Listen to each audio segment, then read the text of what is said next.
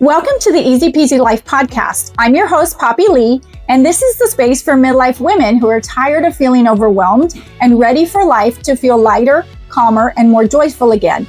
Each week, we'll talk about simple habits, mindset resets, and easy tools that help you feel more in control, one small step at a time. If you're ready for peace, clarity, and your comeback season, you're in the right place. Let's make life, well, easy peasy.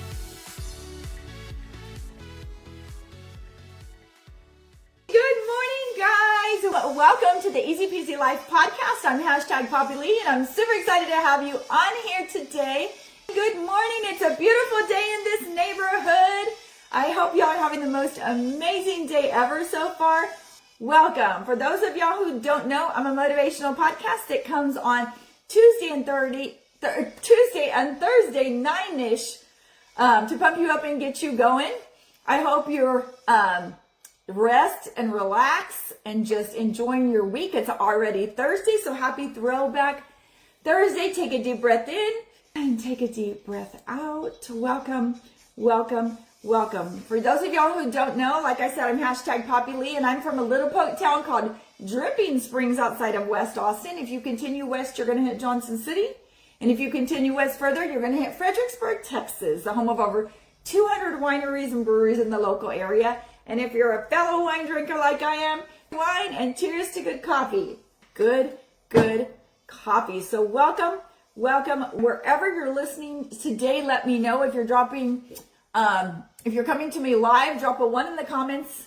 If you're coming to me on the replay, drop a 2 in the comments, and let me know where you're tuning in from. McAllen, Harlingen, Brownsville, California, Colorado, Connecticut, wherever you're tuning in from, drop it in the comments so I can say hi to you and I can see where you're tuning in from. So for those of y'all who don't know, I have a motto of the day. My motto of the day is every day you have a choice, whether to be happy or sad. It's up to you to find the positivity in life, and I hope that I inspire you every single day to do that when you start off your day.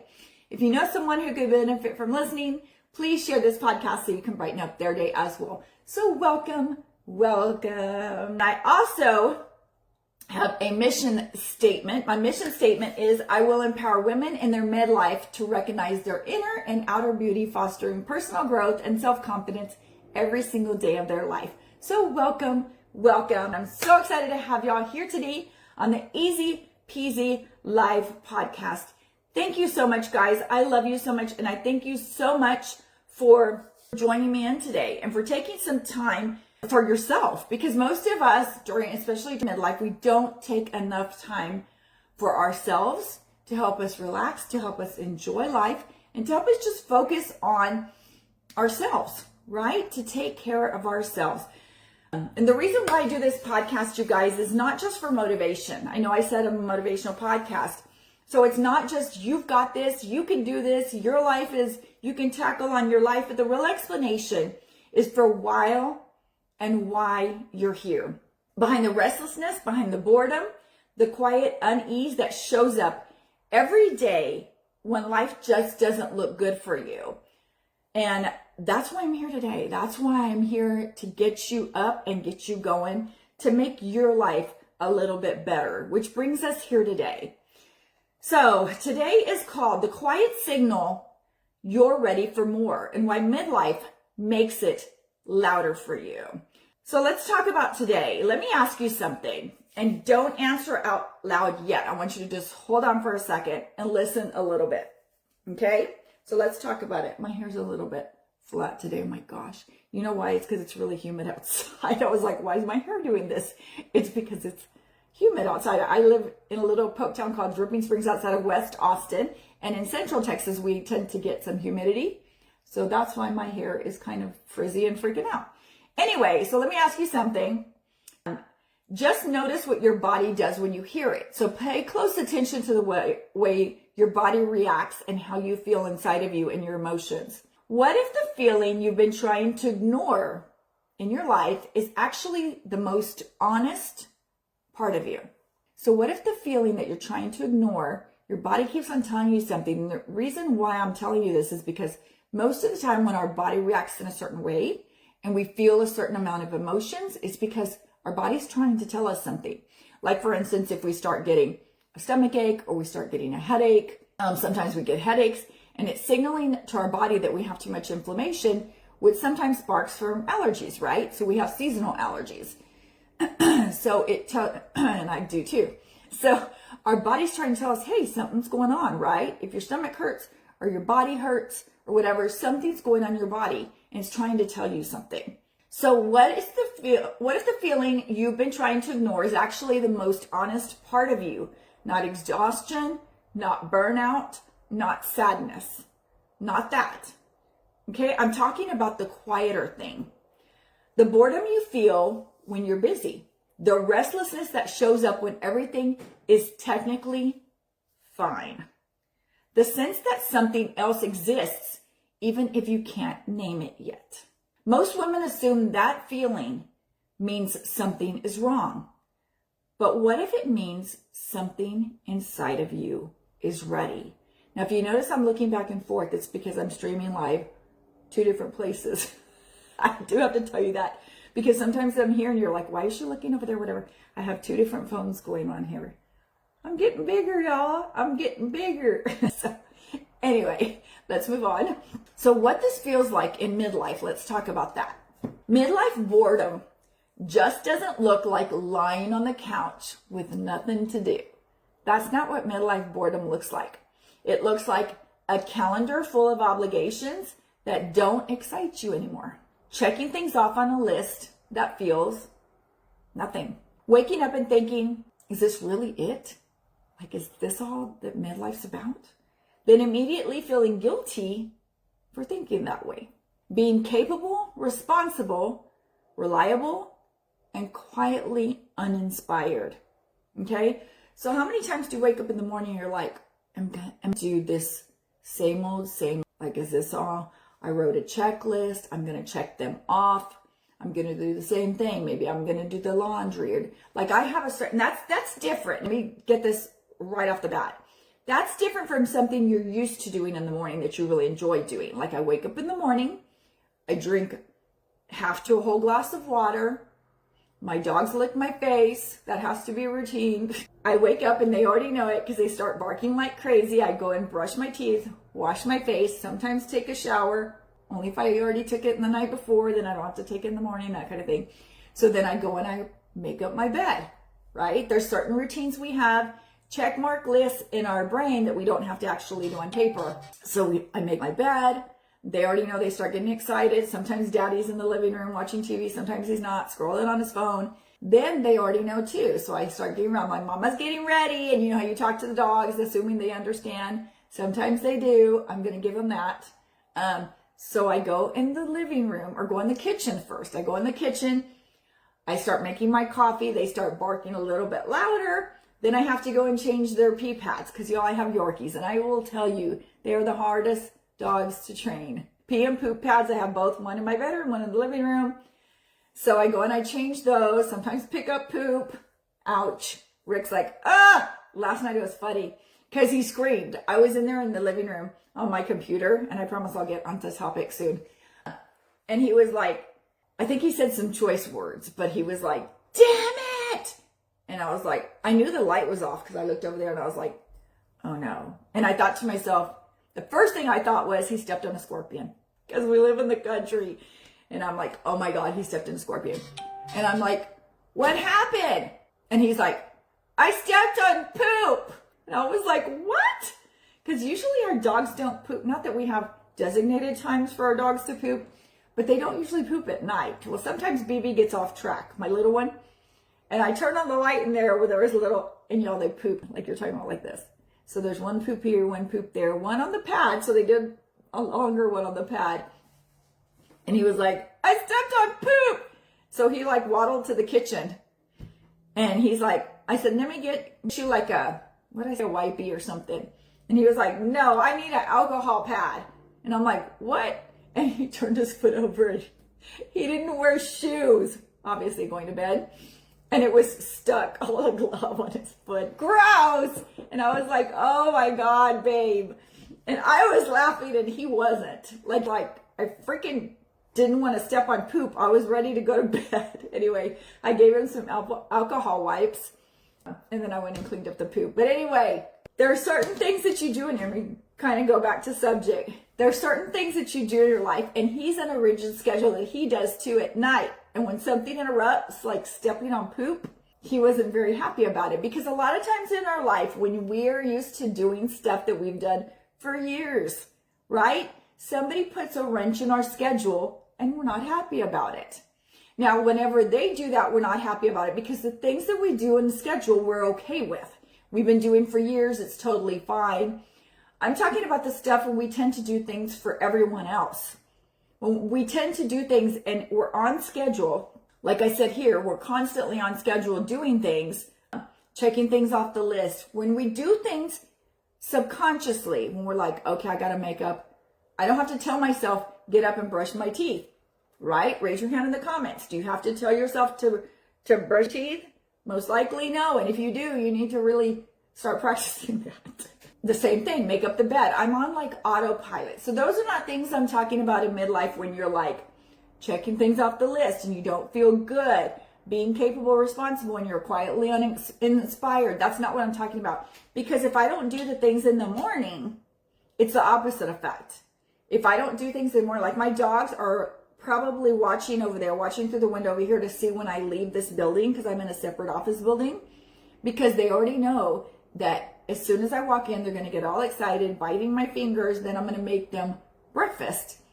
And then they get excited. Usually when I do my podcast, I pour my coffee, they start like barking like crazy, because they already know it's time for us to eat. And then it's time for us to go outside. And that's when I do my normal morning story. And I enjoy doing those things. Those are not uninspirational for me. Those are not, I got to check off the list. I'm bored. Like I want things to change. Certain things in our life we're used to doing, like waking up in the morning and doing certain things or whatever. Even at night, you might have a rigid schedule. Those are not the things that I'm talking about in midlife. The things that I'm talking about are things where your life and you can be bored, right? Two things can coexist. So we don't say that loud enough. We don't say like, hey, can I be bored and still be inspired at the same time? In midlife, we don't always say that. There's things that we do in life that we love to do, but there's things we do in life that by the time midlife hits, we're like, I don't want to do those things anymore. Those things don't inspire me or get me going during the day. And those things are things you need to think about. Maybe replacing them with other things you do enjoy.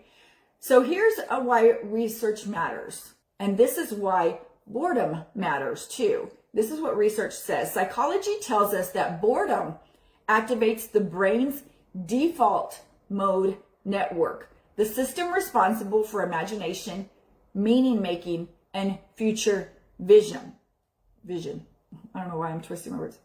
So psychology tells us that boredom, so when you're bored, you default mode. So you're lacking imagination, meaning, and future vision.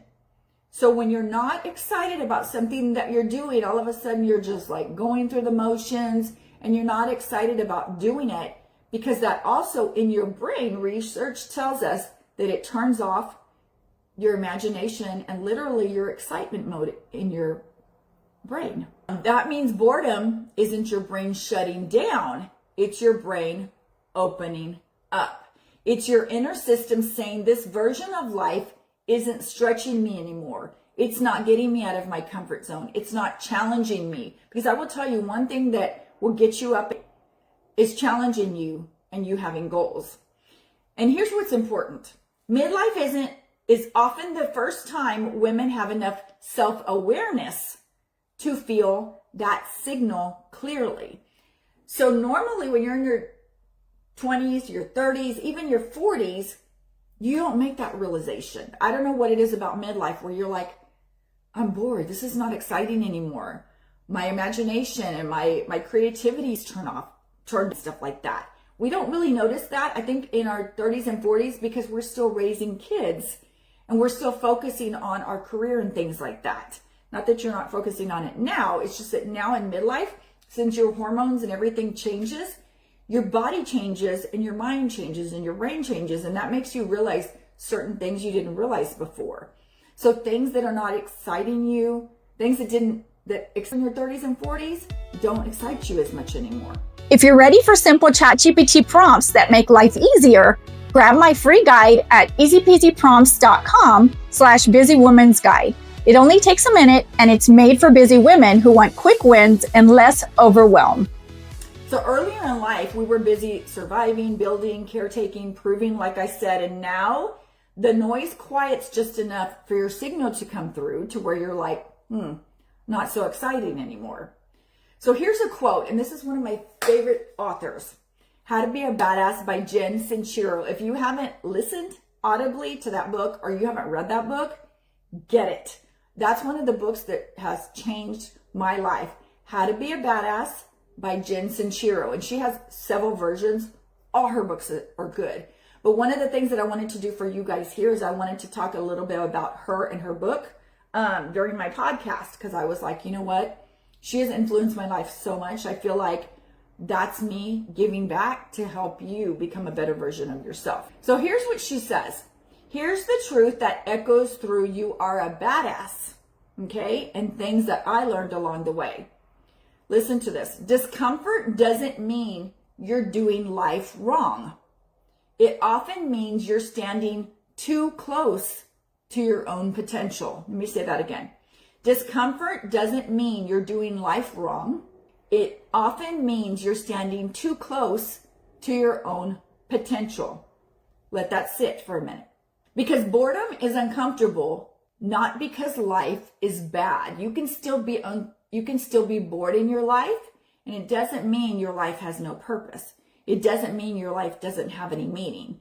But because your soul is underexpressed, you're not feeding your soul as much as you were doing before. So one of the most powerful ideas from Jen Sincero's work is the idea of familiar discomfort. We don't stay stuck because we like it. We stay stuck because it's familiar. So we don't stay stuck because we're like, oh, I like it. I like feeling stuck. I don't like feeling inspired or whatever. We stay stuck because we're used to doing the same old things day in and day out. So midlife women are incredible at tolerating lives that are fine. Put a hell yes in the comments, or just a yes if you don't cuss. If you feel like sometimes when you tolerate life, you just consider yourself being fine when you're doing it. We tell ourselves, I shouldn't complain. Other people have it worse. How many times have we said that, y'all? Hey, we should appreciate our life because there's starving people in another country. We say that all the time. This is just adulthood. We're not supposed to be excited all the time during adulthood.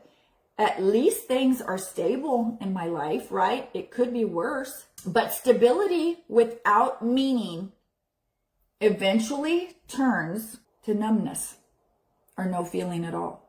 When you're not inspired and you're in a constant routine in your life, especially in midlife, you can just become numb to most things. And numbness often disguises itself as boredom.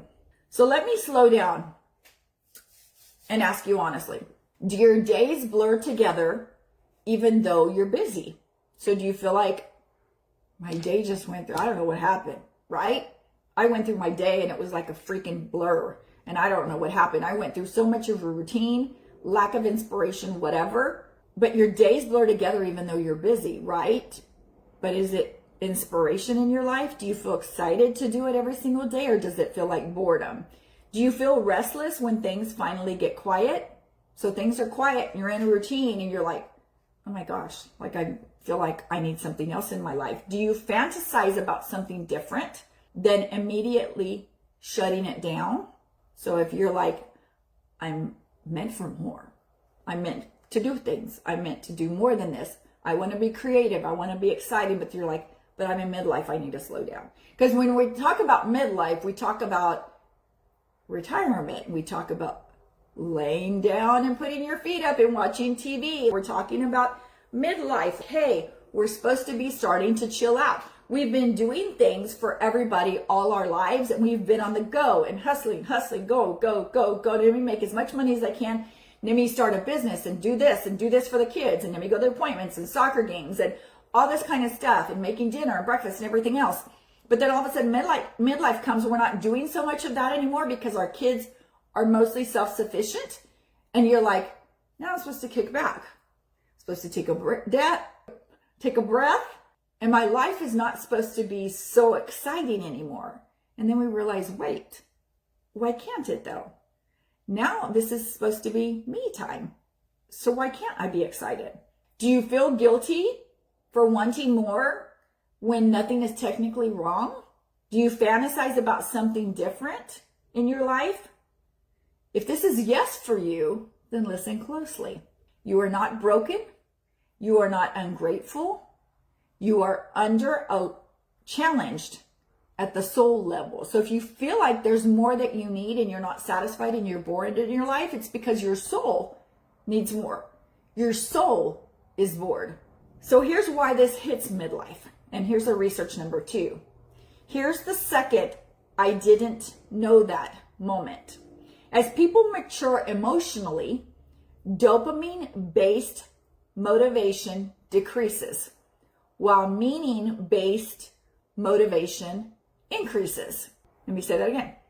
As people mature emotionally, like in midlife, the more emotional you become, the more dopamine motivation decreases and meaning-based motivation increases.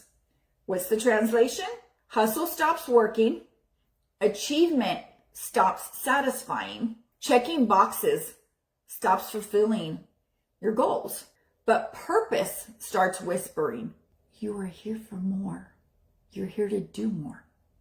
Your life is worth taking a risk and taking a challenge and challenging yourself. And you start wondering, what do I want more in life? So when midlife women try to fix boredom with productivity, it backfires though. You don't need more to do because you're like, I already have a lot to do. You need something to do that matters to you. In midlife, if we're just busy, we keep ourselves busy, like I need to do more than this, but it doesn't feed your soul, it's just busy. You're still going to be bored. It's not going to feed you like something that inspires you and something that you want to do. So here's a second quote from Jen Sincero. Another truth from You Are a Badass that applies perfectly to what I'm talking about. You are responsible for what you say yes to, even when you don't realize you're choosing it. You are responsible for what you say yes to, even when you don't realize that you're choosing it. That one stings a little, but it's freeing, right? So you can choose what you say yes to, even when you realize you're not choosing it, or you're choosing it. Because it means boredom isn't a dead end. It's a chance to check yourself. So here are 2 practical shifts. Number 1, catch the thought, don't fight it. So when your body and your mind and your soul are telling you things, listen, don't fight it. When the thought shows up, this is just my life now, don't argue with it. Don't shame yourself and don't panic. Just say, interesting. That's a thought, not a fact. That tiny pause creates a little bit of space within you where you can throw in possibility. Number 2, act as if without pressure. So think about it. Jen talks about acting as if the life you want is possible. For midlife women, that doesn't mean blowing everything up. It means letting yourself imagine without commitment. So imagine the life that you have without committing yourself yet. Exploring curiosity without pressuring yourself, saying you have to do this. Taking one small aligned step. So maybe trying to do something. Growth doesn't come from force. It comes from permission.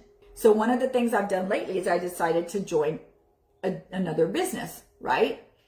And it's been like over a year and a half that I've wanted to do this. But what I did now, which is what I didn't do then I was like, I really thought about it for the past year.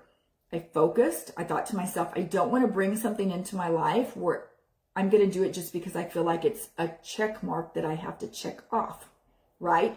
I'm going to do it because I want to be committed to it, because I know this is going to help other people. But most importantly, is it going to feed my soul?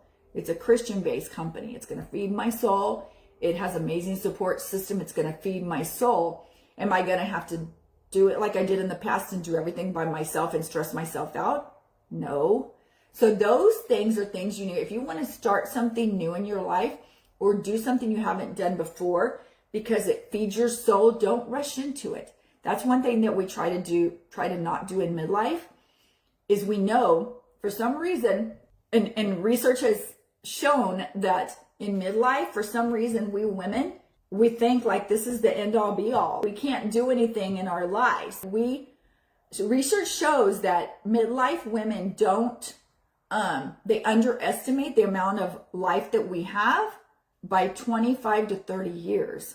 Y'all, we still have a lot of life. We still have 30, 35, 40 years left in our life, almost doubling what we already did. Think of everything you accomplished up until this point, and we still have that much more life to go. But the most important thing I think we do in midlife is we want to look for things that feed us. Because it's not a matter of us doing something to feed our children or to feed our household or to pay our bills. By this time, we've already pretty much figured that out. It's not a matter of that. Now it's a matter of, now I want to feed my soul. Now I want to leave something for my kids. I want to do something that's legacy driven. I want to take care of me so I can be a better version for my grandkids now.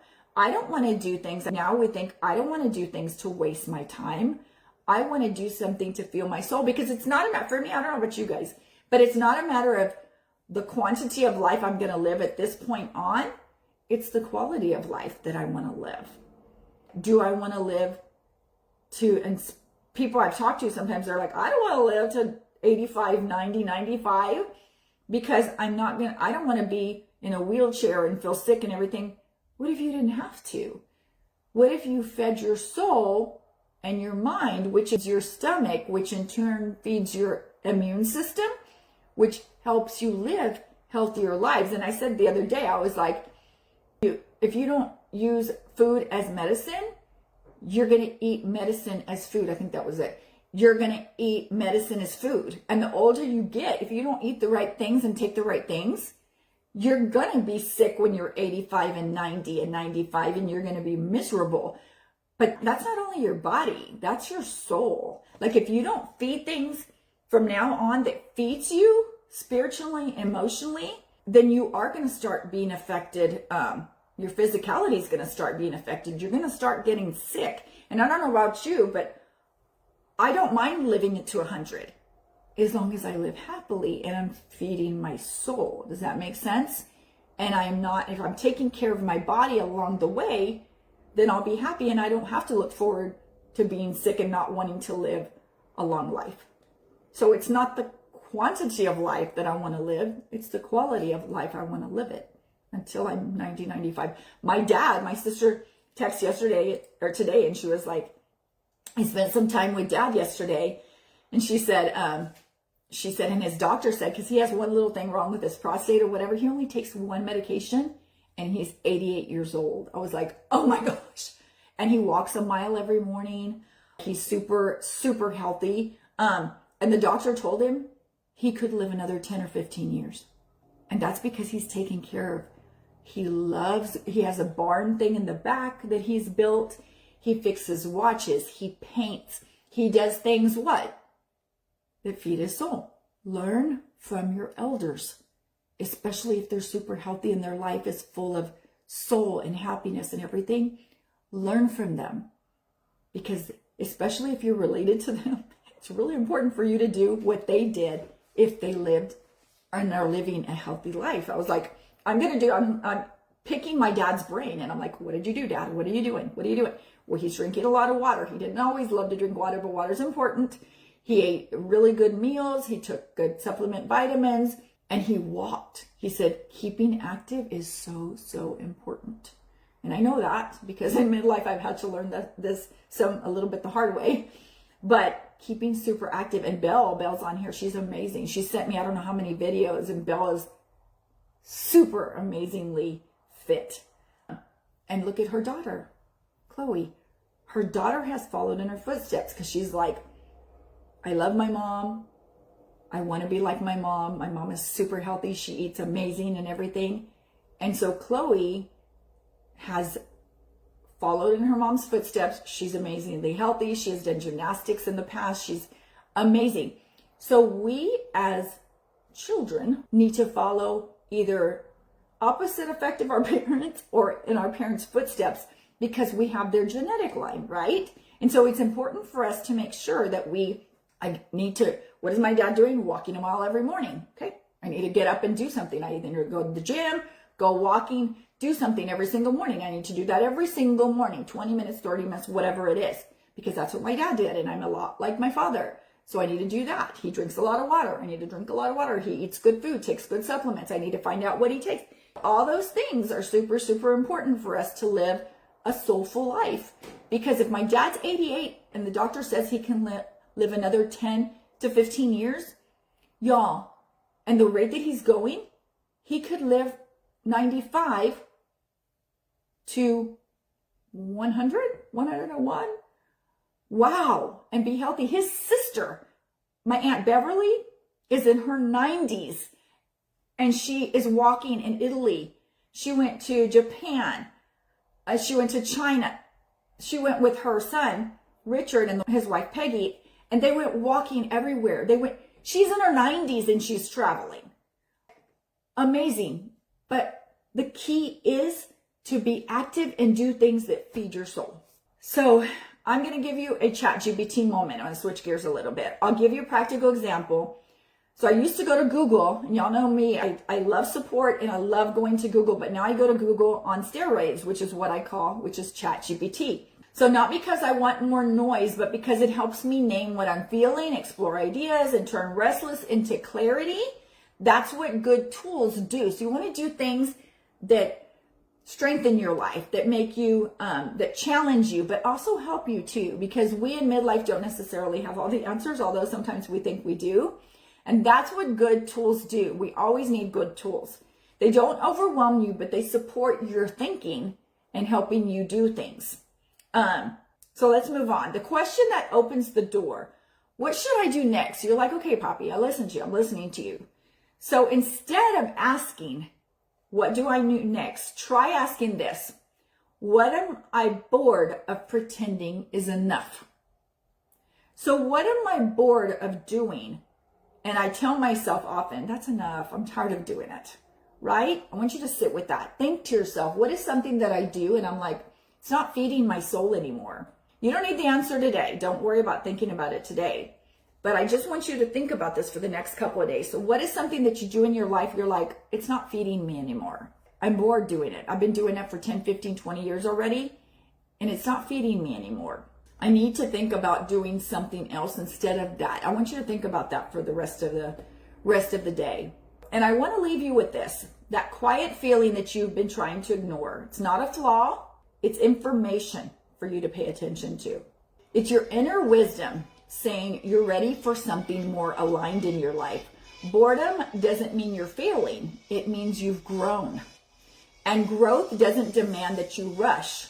It invites you to listen, to make small changes. So thank you truly, guys. Thank you for taking the time away from your busy day to spend a little bit of time with me this morning. And for here being on episode 15 of the Easy Peasy Life podcast. I love you and I appreciate you. And I'm proud of you for being brave enough to pay attention to what your inner world and your soul is asking for. If this episode gave language to something that you couldn't explain, please share it with another woman or man who needs permission to want more. So if this hit home, if you were like, wow, that's me, please share it with someone that you know without guilt, because I guarantee you in their life, they're missing some of that.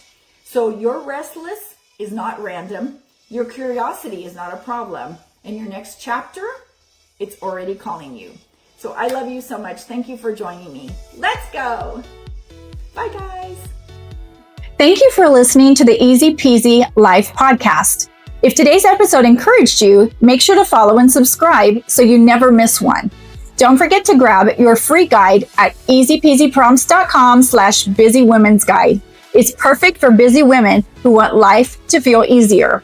And join me live every Tuesday and Thursday at 9 a.m. Central Standard Time. I'll see you on the next episode. Let's go.